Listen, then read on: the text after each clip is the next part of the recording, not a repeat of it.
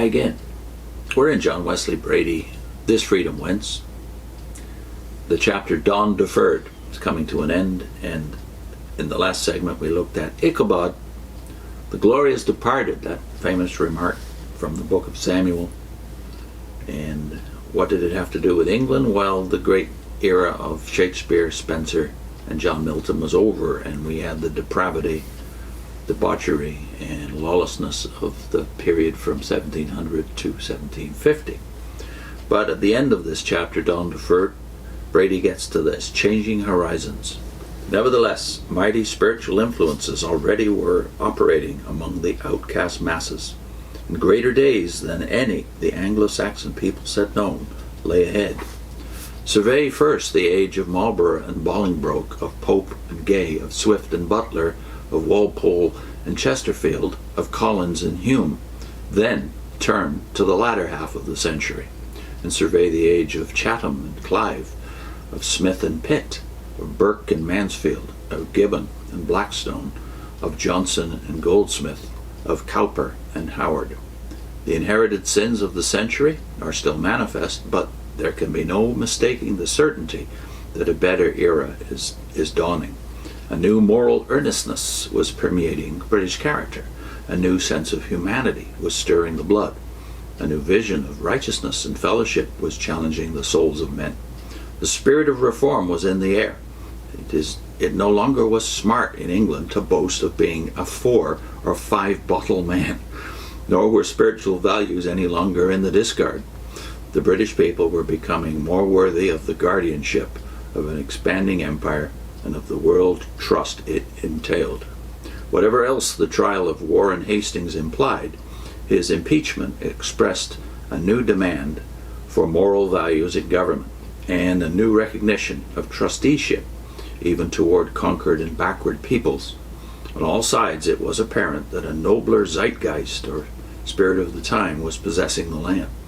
Mere smartness was falling into disrepute. Integrity and vision were coming to be recognized as essential to true leadership. Substance and sincerity were dispelling tinsel and gloss. Already the judgment was spreading among the nations that a Briton's word was as good as his bond, and relatively speaking, that judgment was sound. Higher values were passing into circulation, which never could have been transmitted in the moral coinage of the earlier half of the century. England was regaining her soul. True, many who manifested the effects of this changed national outlook would have despised, had they ever suspected, its primal cause. For the ruling and privileged classes, even in the latter half of the century, were loath to admit that they could be moved by the impulse of a religious revival, mediated first of all through the multitude. But not so all. Vital spiritual fire is possessed of amazing propensities for consuming class barriers and dispelling class snobbery. Hanway and Howard, Lady Huntingdon and Hannah More, Lord Dartmouth and John Thornton, Newton and Cowper, as much as any itinerant preachers, were among the band of fearless exemplars who carried the torch of faith to the portals of the succeeding century. While among those who bore it across the threshold to purge, illumine, and challenge the 19th century were William Wilberforce and Zachary Macaulay, William Carey and the younger Venn, Isaac Milner and Sir James Stephen, Charles Simeon and Henry Martyn, Lord Teignmouth and Charles Grant, Henry Thornton and Sir Thomas Fowell Buxton, Francis Asbury and Dr. Thomas Coke. Times were changing mightily for the better, since Cowper wrote of, quote, one who wears a coronet and prays, unquote.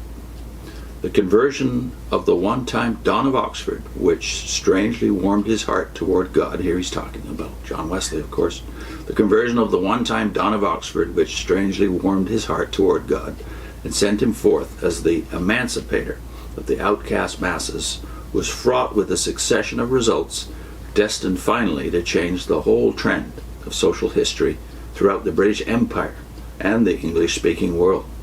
Nor was the impact of this prophet confined even within those spacious limits, millions of many colors, climes, and tongues, inhabiting the four corners of the earth, have lived richer, happier, and nobler lives because, in 1738, fire from off the altars of God purged and illumined the soul of a downcast and disillusioned English priest. I'll put the link to the playlist that started this series about 34 videos ago, because this contrast, this change that happened in the 1750s, 60s, and 70s was at first kind of invisible as to its ultimate impact. And who could have seen it coming when the Puritans were basically cast out of British society in the 1660s and 70s?